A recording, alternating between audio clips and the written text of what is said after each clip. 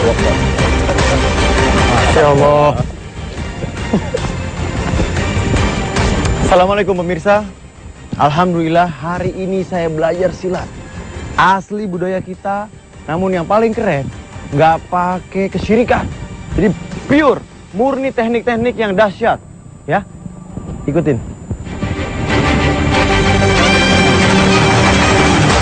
Kemampuan bela diri menjadi bekal bagi orang-orang yang beriman dalam berdakwah. Stamina dan kekuatan fisik menunjang perjuangan untuk menegakkan yang hak, sebagaimana yang dicontohkan oleh generasi terdahulu. Ya, jurus selanjutnya, jurus 5. Kanan. Kanan, ya, ganti. Kiri, ganti. Ganti. Kiri. Kanan. Assalamualaikum. Waalaikumsalam. Masya Allah. Apa kabar Ustaz? Alhamdulillah. Gimana? Alhamdulillah. Sehat? Baik, alhamdulillah. Antum gimana? Sehat? Alhamdulillah sehat. Masya Allah Ustaz, ini ngomong-ngomong antum lagi ngapain tuh? Ini kawan-kawan dari Gerasaka. Lagi belajar nih. Antum belajar? Belajar. Masih sempet, Tat? Bukannya antum sibuk kajian, ruqyah? Sibuk, tapi harus disempet-sempetin deh. Kenapa? Sampai harus menyempet-nyempatkan ini, Tat? Kita emang kadang-kadang harus nyempetin waktu untuk olahraga. Apalagi ini bela diri. Ya. Rasulullah kan udah ngajarin kan. Wa'idu lahum mastata'tum minal quwwah. Persiapkan dari kalian untuk mereka, menghadapi mereka musuh-musuh Allah dari kekuatan. Oh, jadi selain ilmu syar'i yang kita pelajari, kita juga harus kuat juga untuk dari olahraga, Tat ya? Pas banget. Masya Jadi Allah. ruhiyah bagus, karena akidah bagus. Ya. Badaniyah juga harus kuat. Ini yang Rasulullah perintahkan. Tapi Tat, afwan nih Tat ya. Tapi insya Allah bela diri ini aman nggak, Tat? Nah itu dia, aneh udah mulai cari-cari, mulai neliti. Insya Allah ini aman. Nggak, maksud Ana yang antum tahu kan, kalau misalnya ada ritual-ritual atau Itu apa. dia. Banyak orang bela diri, tapi kadang-kadang suka kejebak. Dia tahu-tahu belajar ilmu-ilmu yang ternyata bekerja sama sama setan. Nah itu dia, Tat. Nah ini dia. Tapi ini insya Allah Anda udah teliti. Udah teliti ya? Aman insya Allah. Alhamdulillah. Masya Allah. Antum, kita latihan aja deh. Ana gini aja, Gak Tat. apa-apa, Anda juga begini. Oh gitu? Ya. Boleh ya, Tat ya? Boleh. Ayo. Ana sini, Ana sini. Oke, baik. Gimana, Tat? Nih Pak Guru, boleh diajarin dulu. Oh, baik. Gimana nih? Bang, kita dulu. Ya. Samping. Selanjutnya, Ini bongkar.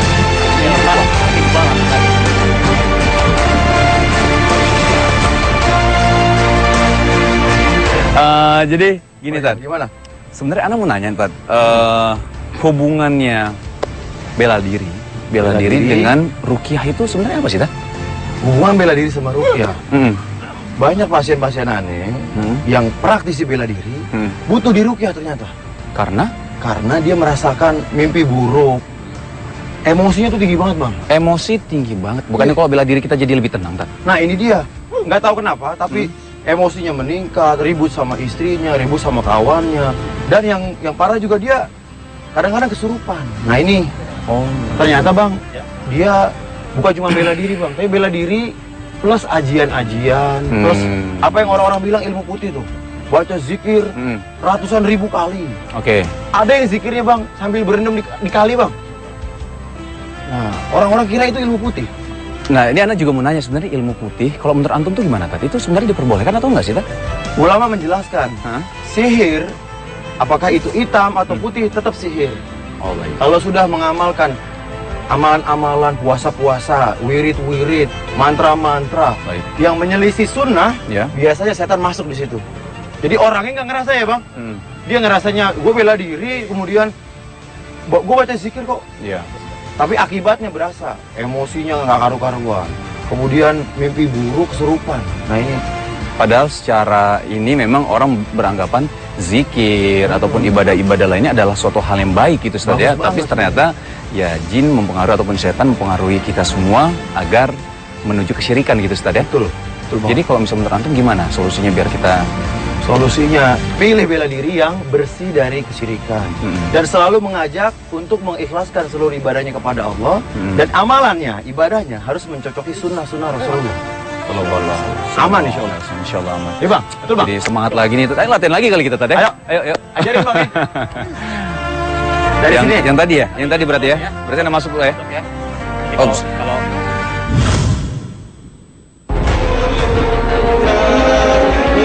Peruqyah praktisi Kanuragan biasa dihadapi oleh Ustaz Adam.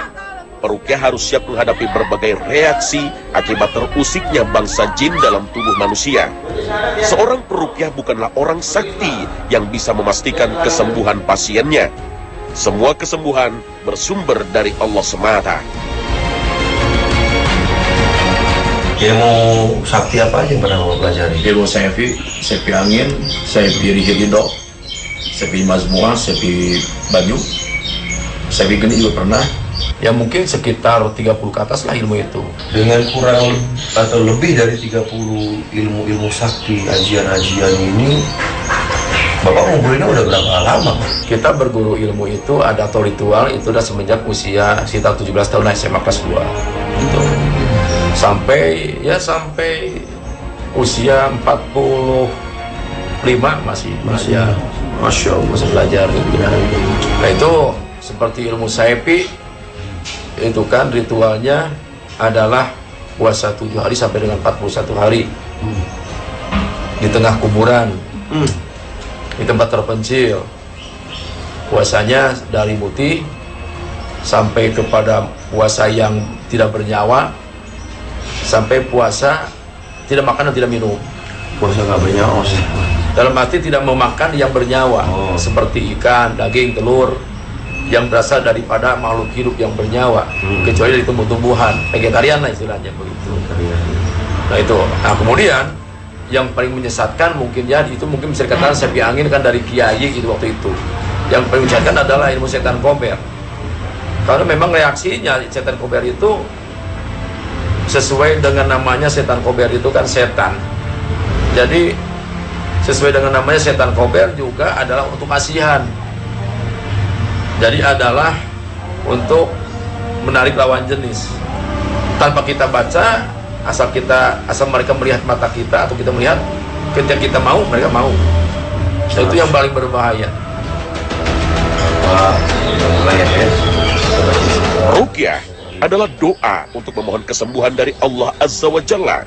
Dalam ruqyah harus diawali dengan pertobatan.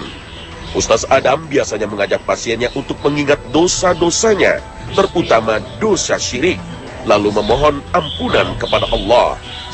Syahadat.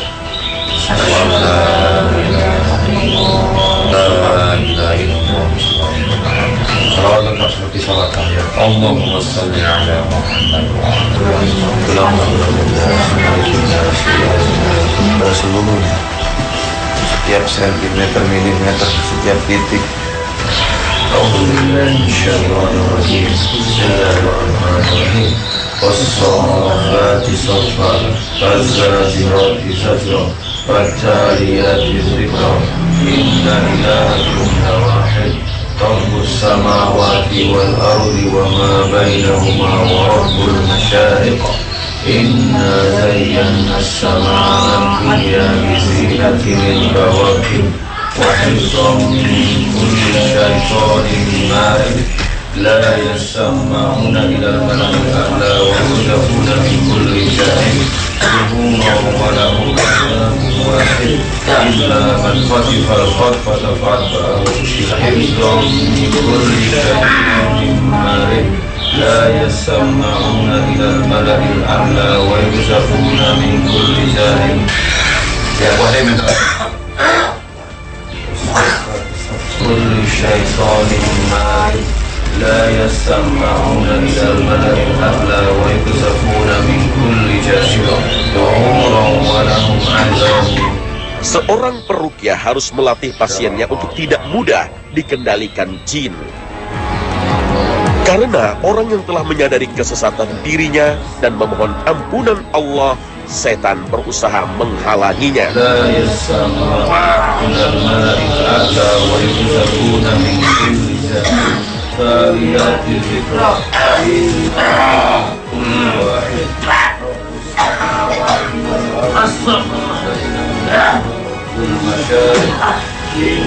زينا السماء بزينة الكواكب وحفظا من كل شيطان مارد لا يسمعون إلى الملأ الأعلى ويقذفون من كل جانب ولهم عذاب واسع إلا من خطف الخطفة فأتبعه شهاب. Ya Allah, saya keluarkan ya Allah. Satu-satu Pak, satu-satu Pak. Jangan semuanya, jangan semuanya Bapak nggak kuat. Satu panggil satu-satu. Saya piyangin gawar. Saya banyak gawar. Satu-satu Pak. Saya piyangin. Ini Pak. Saya piyangin. Allah. محمد الصالحون يجد حاجة إنهم محمد خير الصالحون لا لهم إلا أستغفر الله العظيم. أنا مسؤول إسلام.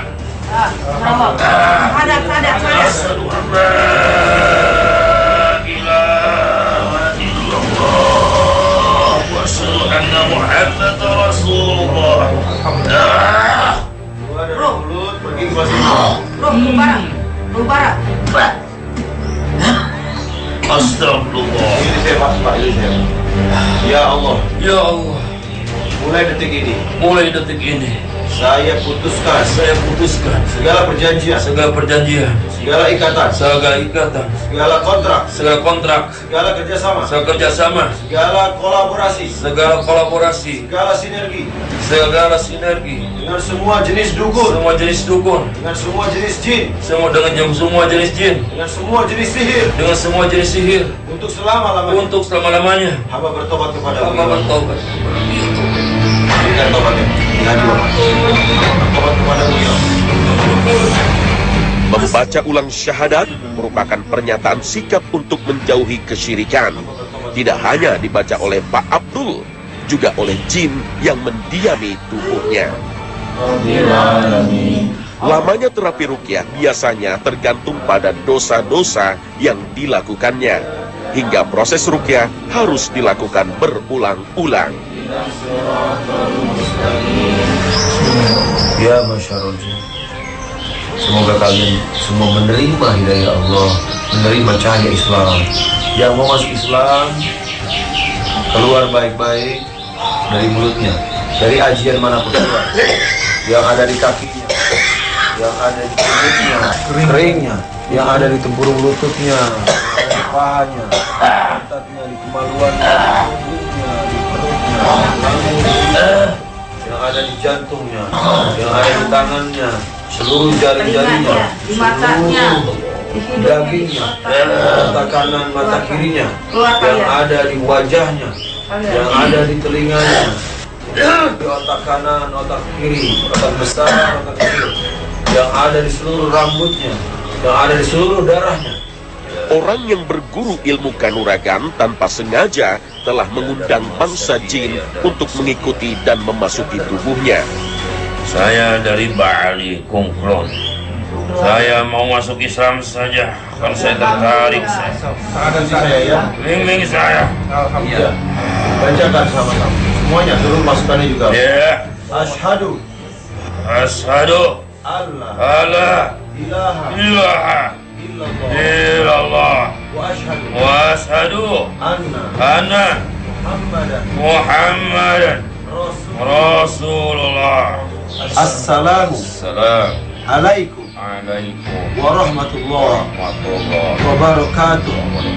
Kedua mulut pelan-pelan, baik-baik. Keluar baik-baik semua. Allahus samawati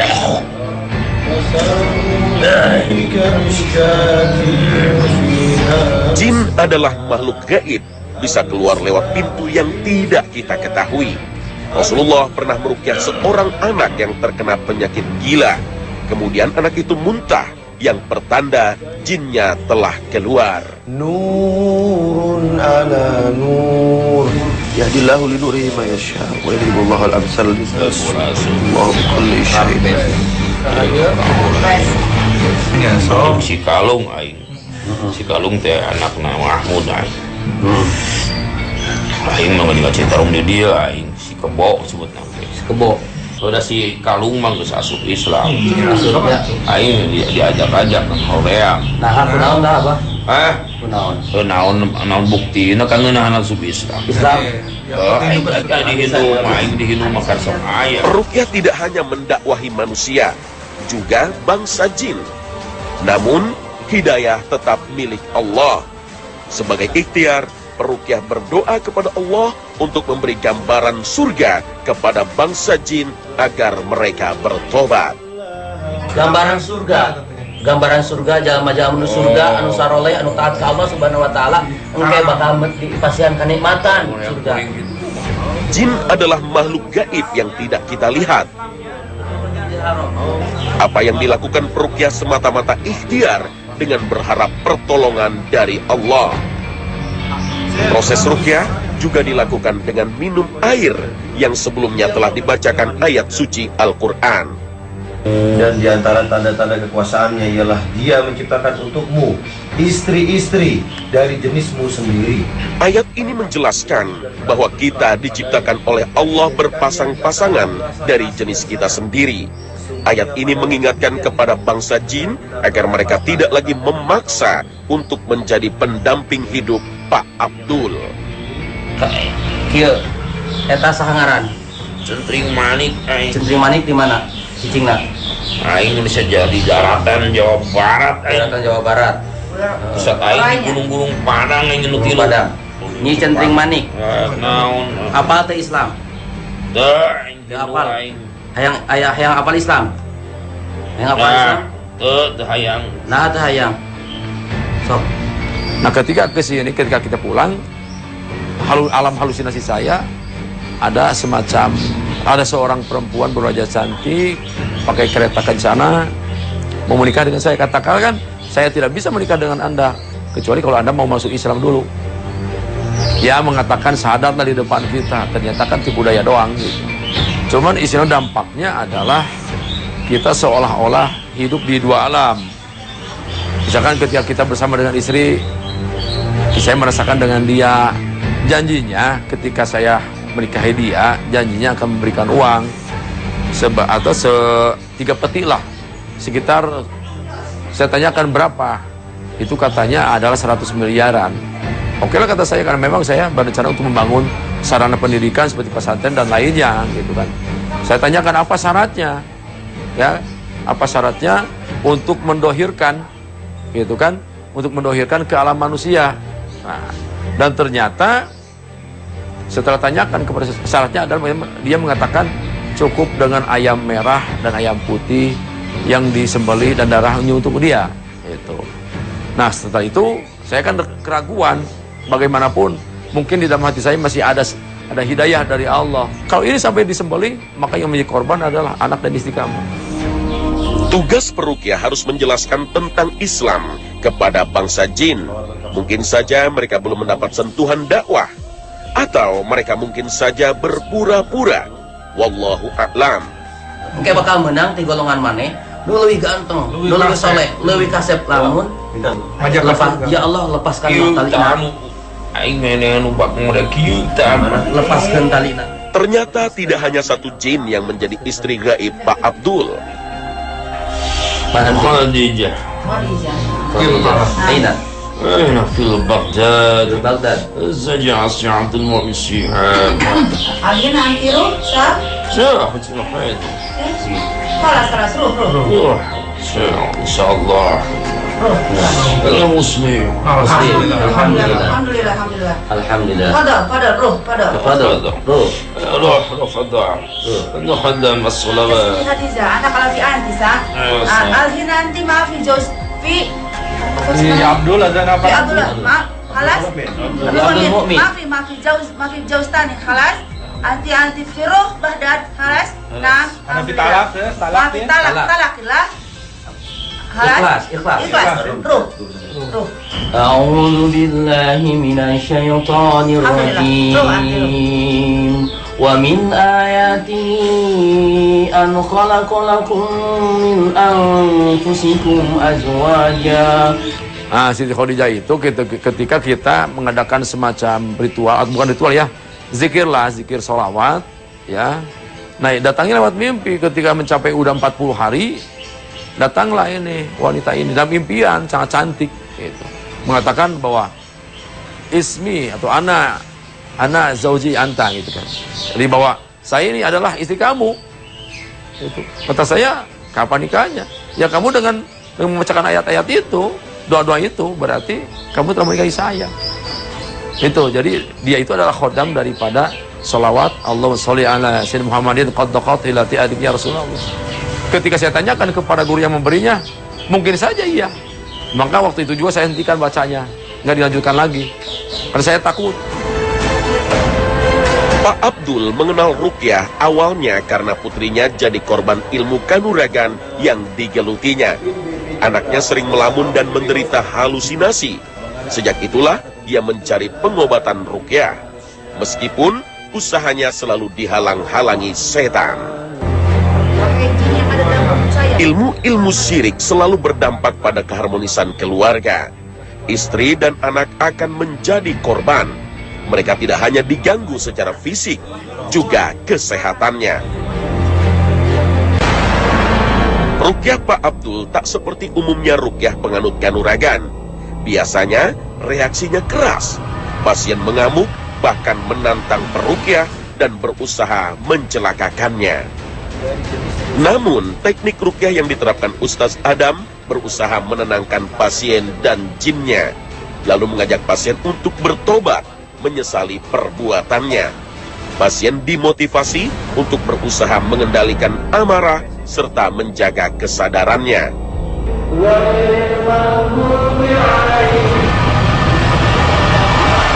Setan sesungguhnya lemah. Meskipun penganut ilmu kesaktian yang dikuasai bangsa jin berusaha berontak, ia tidak kuasa mendengar bacaan Al-Quran.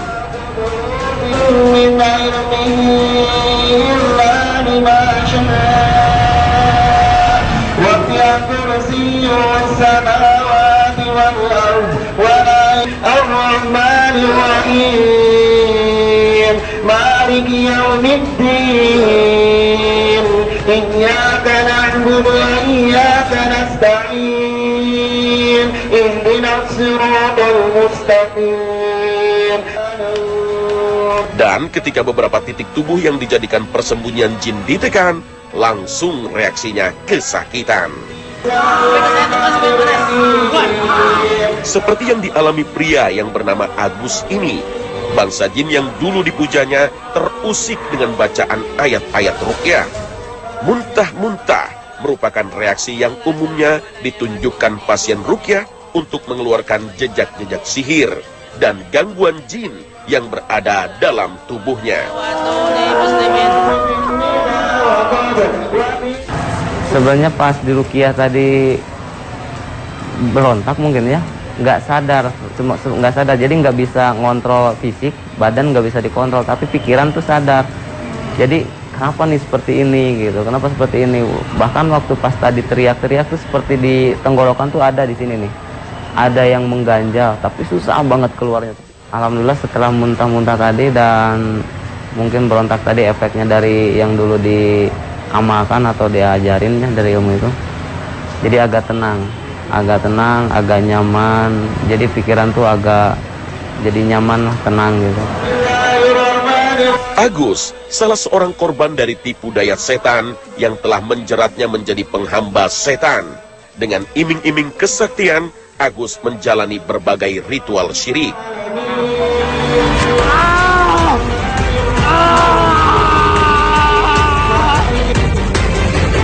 Seringkali, para penganut ilmu kanuragan tidak sadar bahwa ia telah berbuat syirik.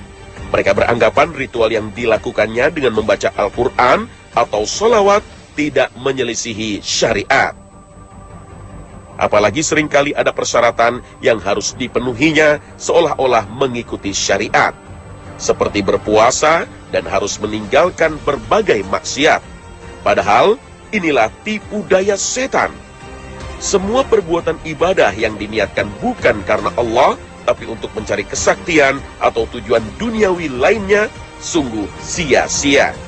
Apalagi ritualnya tidak pernah dicontohkan oleh Rasulullah Shallallahu Alaihi Wasallam. Semuanya tertolak. Allah Ta'ala berfirman,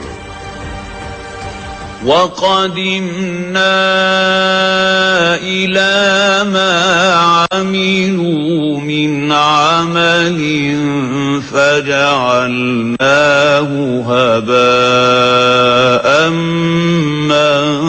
مَنْثُورًا.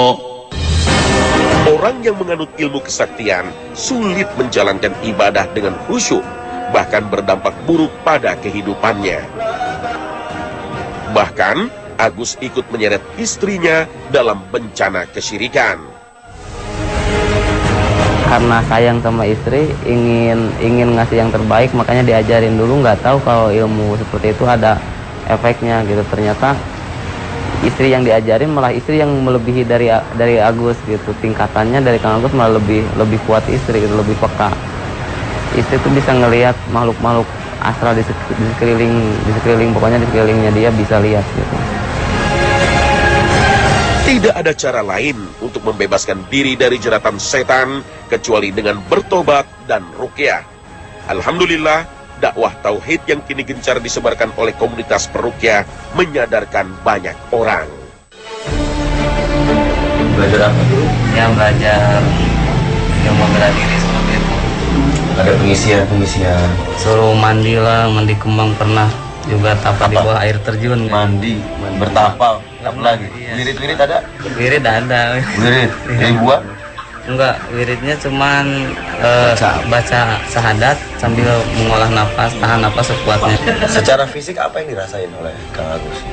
Efek jeleknya ya sama keluarga suka cekcok, sering pengen bertengkar, pengen panas cerai, hawanya. Gitu, ya. Hawanya mau cerai. Iya. Jadi lebih ke gangguan emosi antara Kang Agus dan istri. Hawanya panas, maunya ribut terus. Betul. Mantra-mantranya atau jang-jawakannya masih ingat? Masih, Ustaz. Coba deh, kayak gimana sih mantranya? Mantra seperti ini. Bismillahirrahmanirrahim. Mukaraning bayuwang sakaraning bulan sering garantik sawara bagian alih ya putra bagian alih teh siwasi kawaking seperti itu. Terus ada lagi itu untuk pengasihannya. Terus ada lagi untuk pengobatan kayak Bismillahirrahmanirrahim. Bungkul pirai katin saklebur katin yukurai hurip nabi waras Allah la ilaha illallah seperti itu. Terus ada lagi yang untuk kebatinan. Untuk kalau kebatinan tuh kayak sima aing sima maung itu ya sima aing sima maung urat aing urat kawat. Nah, gimana caranya? Ruqyah syar'iyyah tidak cukup membacakan ayat suci Al-Quran, tapi harus diawali dengan menyadarkan pasien tentang dosa syirik dan dosa-dosa lain yang telah dilakukannya. Coba istighfar dulu. Astagfirullah. Ya, hadirkan tobat di hatinya, berulang-ulang istighfar. Untuk memburu ilmu-ilmu kesaktian, ilmu-ilmu kanuragan yang tidak engkau ridhoi, ya Allah. Hamba menyesal, ya Allah. Ya Allah, seandainya ada jin-jin, ada sihir di jiwa dan raga hamba, mulai detik ini hamba putuskan, hamba batalkan. Kang Agus, ini air biasa ya. Kang Agus silakan bacain surat yang Kang Agus suka. Al-Fatihah boleh, apapun yang Kang Agus suka. Ya. Baca dengan niat minta kepada Allah agar ini bisa membantu mengusir semua sihir dan jin yang pernah Kang Agus panggil sehingga masuk ke dalam. Dalam ilmu kanuragan butuh sekali melepas dari orangnya sendiri. Silakan baca. Baca seyakinnya. Sekali boleh, 3 kali boleh. Kalau udah yakin, tiup, minum ke seluruh pembuluh darahnya. Deketin mulutnya, ditempel. Jin kabin wanya di lengan sia keluar. Keluar sia. Dalam ruqyah, langkah selanjutnya mengajak pasien untuk mampu melakukan ruqyah mandiri hingga tidak lagi tergantung pada peruqyah. Sebelum ruqyah, diagnosa pasien menjadi langkah awal yang penting untuk mendeteksi sumber gangguan jin.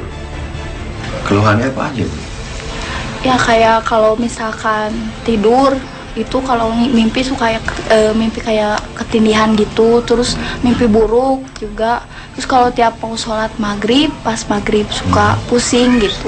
Pas mau menjelang maghrib pusing ya? Iya. Kalau mimpi buruknya itu apa? Binatang atau apa? Seperti apa? Monster? Seperti kayak kalau seringnya mah kayak di kuburan kayak gitu. Kayak di Iya. kuburan, sedang berada di kuburan. Iya, kayak gitu. Ibu begini, itu pernah belajar ilmu sakti sebelumnya? Belum pernah, cuman ini diisiin sama diajarin sama Innalillah wa inna ilaihi raji'un. Ibu juga diisiin juga sama Kang Agus? Iya. Katanya teh biar nggak penakut, kan saya penakut, suruh biar baca itu teh biar nggak takut. Berarti ibu mungkin kena jin-jin yang sama dari ritual-ritual Kang Agus. Maaf, Kang Agus ada media-media tanah kuburan, bertapa di kuburan, zikir di kuburan, minta di kuburan, jimat ditanam di kuburan, ada nggak? Yang berhubungan dengan kuburan atau berarti makan tanah kuburan. Innalillahi wa inna ilaihi raji'un. Makan tanah kuburan. Innalillahi wa inna ilaihi raji'un. Inilah rupanya awal yang diderita ibu ini. Mimpi seram yang sering dialaminya bersumber dari ritual syirik yang dilakukan suaminya. Keluar kalian. Keluar kalian. Ya masalah jin yang ada dalam kaki, dalam tubuh, dalam paha, dalam perut, dalam dada hamba Allah ini, keluar kalian lewat mulut. Sebelum hamba bacakan ayat-ayat suci Al-Quran. A'udzu billahi minasyaitonir rajim. Bismillah. Dan ketika dibacakan Al-Quran, bangsa jin yang mendiami tubuhnya mulai kesakitan. Maliki yaumiddin. Iyyaka na'budu wa iyyaka nasta'in. Bismillahirrahmanirrahim. Reaksi pun langsung terhubung pada suaminya karena memiliki sumber yang sama. Yang dalam rahim, dalam dada hamba Allah ini. Siratal ladzina an'amta 'alaihim. Terapi ruqyah seringkali berdampak kesurupan, ditandai turunnya kesadaran pasien, bahkan ada yang tak sadarkan diri. Ini bukanlah tujuan dari ruqyah. Pasien sesungguhnya bisa dilatih dan dimotivasi untuk menjaga kesadarannya tanpa mengalami kesurupan.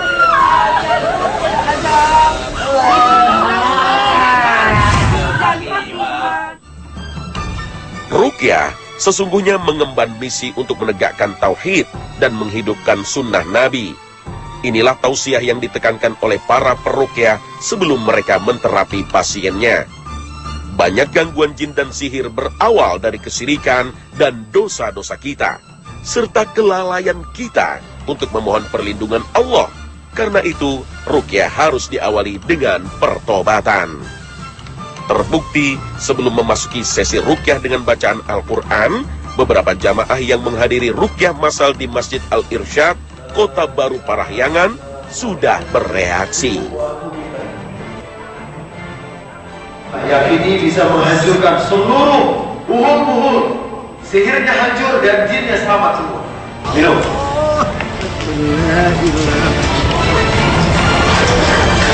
Minum 3 teguk. Bismillah, kanan-kanan.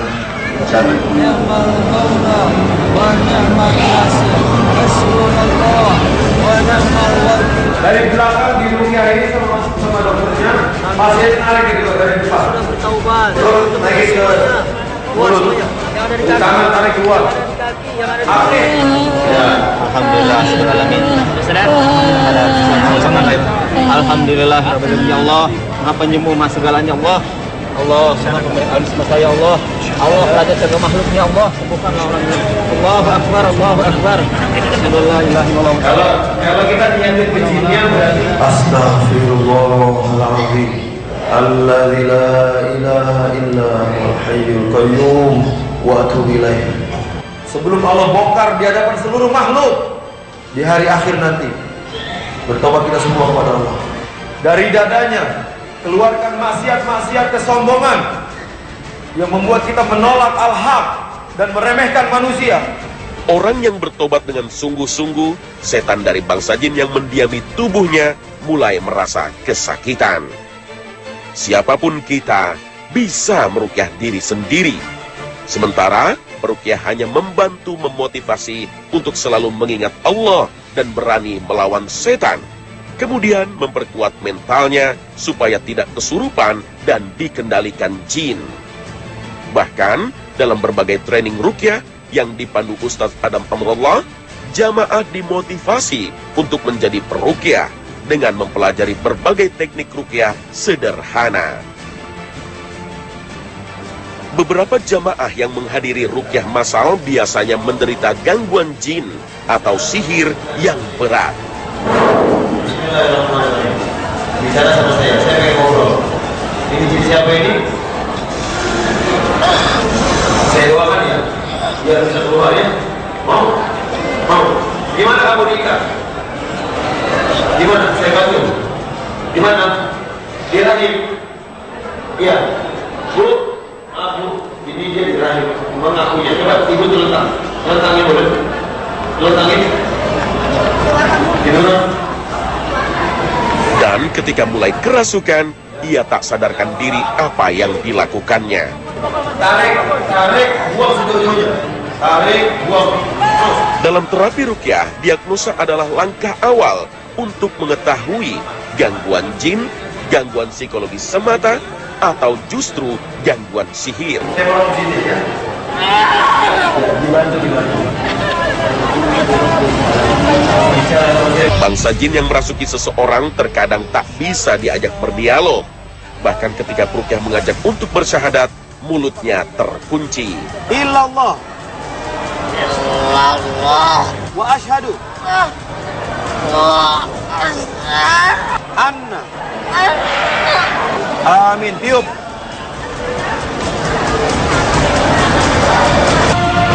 Peruqyah adalah seorang dai. Dia harus berjuang untuk menyadarkan bangsa jin yang zalim, kemudian mengajak pasiennya untuk bertobat dan membersihkan hatinya dari berbagai emosi negatif. Karena inilah pintu-pintu setan. Orang yang lalai berzikir pada Allah Ta'ala, maka dengan mudah setan menguasainya. Sebagaimana firman Allah Ta'ala, وَمَنْ يَعْشُ عَنْ ذِكْرِ الرَّحْمَنِ نُقَيِّضْ لَهُ شَيْطَانًا فَهُوَ لَهُ قَرِينٌ.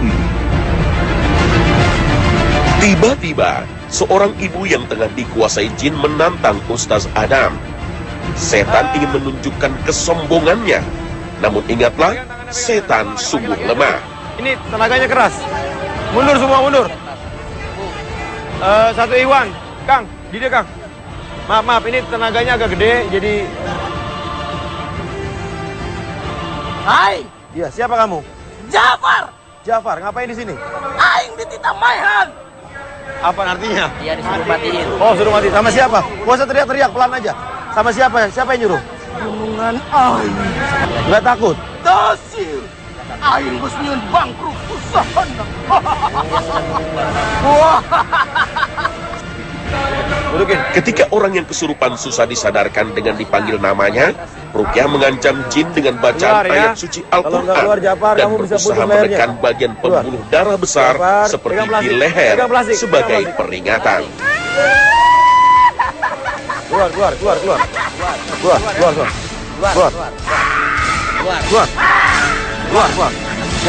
Jafar keluar. Bangsa jin kafir yang tidak mengenal Islam kemungkinan sulit didakwahi. Wa ashadu. Jadi dia mempermainkan kita. Wa ashadu itu benar. Ashadu. Ilaha. Wa ashadu. Ruqyah tetap berusaha mendakwahi bangsa jin, mengajaknya bertobat dan masuk Islam. Meski demikian, dakwah Islam tidak bisa dilakukan dengan paksaan. Apakah dia beriman atau kafir menjadi pilihannya sendiri.